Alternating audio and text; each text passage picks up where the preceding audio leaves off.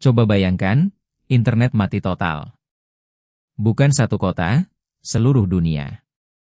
Server padam, kabel putus, semua aplikasi diam.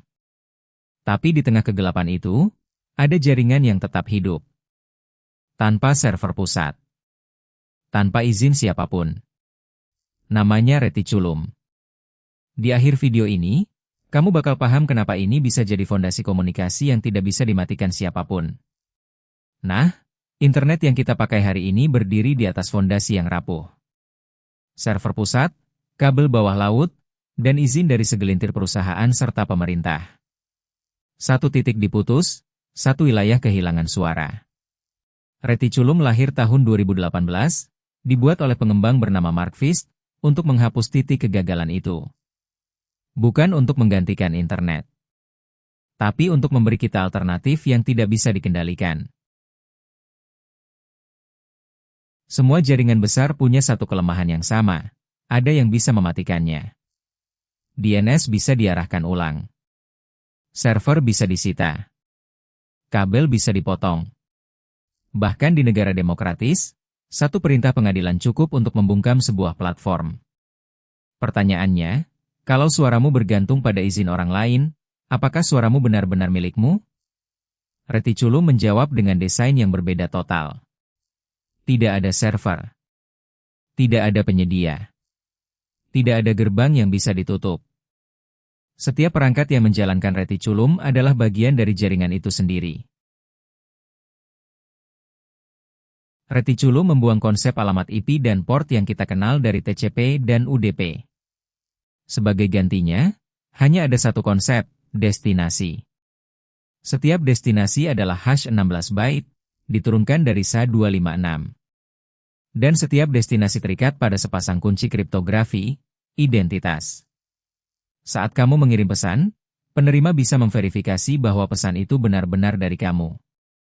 Semua komunikasi dienkripsi secara default. Bahkan identitas pengirim bisa disembunyikan. Enkripsi bukan fitur tambahan, ini default. Untuk menemukan satu sama lain, node saling mengumumkan kunci publik lewat mekanisme bernama announce.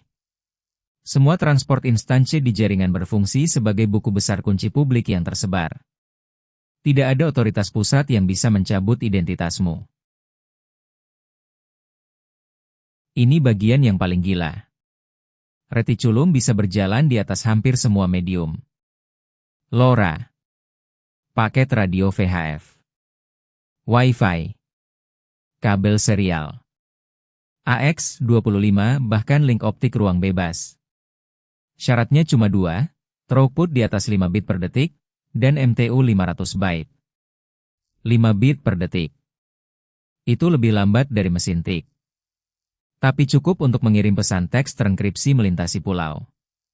Ada perangkat keras open source bernama R-Node, transceiver LoRa yang bisa kamu rakit sendiri, atau beli jadi dengan harga di bawah $100. Bayangkan, satu perangkat seharga segelas kopi seminggu, dan kamu punya saluran komunikasi yang tidak bergantung pada menara seluler manapun. Reticulum bukan cuma protokol kosong. Di atasnya sudah dibangun ekosistem nyata.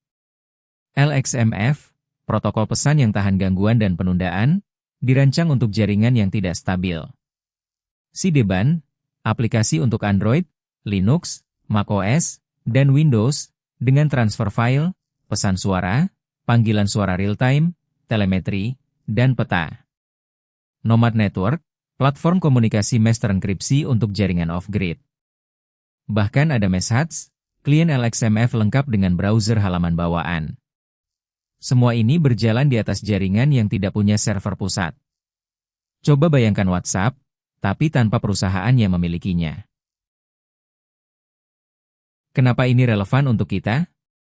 Karena Indonesia adalah negara kepulauan dengan ribuan pulau dan risiko bencana alam yang nyata.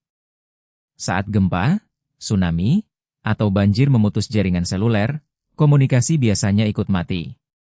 Jaringan berbasis reticulum bisa tetap hidup, selama ada perangkat dan orang yang menjalankannya. Ini bukan teori. Komunitas di seluruh dunia sudah membangun jaringan reticulum nyata, menghubungkan kota, desa, dan tempat-tempat yang tidak terjangkau internet komersial. Dan karena setiap jaringan bisa bergabung atau berpisah kapan saja, tidak ada satupun pihak yang bisa menguasai semuanya. Jadi, mari kita rangkum. Internet hari ini cepat, nyaman, tapi punya titik mati.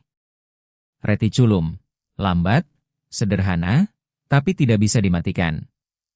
Bukan pengganti internet, ini jaring pengaman, dan sekaligus pernyataan, komunikasi adalah hak, bukan layanan. Kamu tidak perlu izin untuk berbicara. Kalau video ini membuka pikiranmu, subscribe, karena aku akan membahas cara membangun jaringan reticulum pertamamu, langkah demi langkah. Dan tulis di komentar, apakah kamu akan membangun jaringan sendiri kalau internet mati besok? Sampai jumpa di video berikutnya.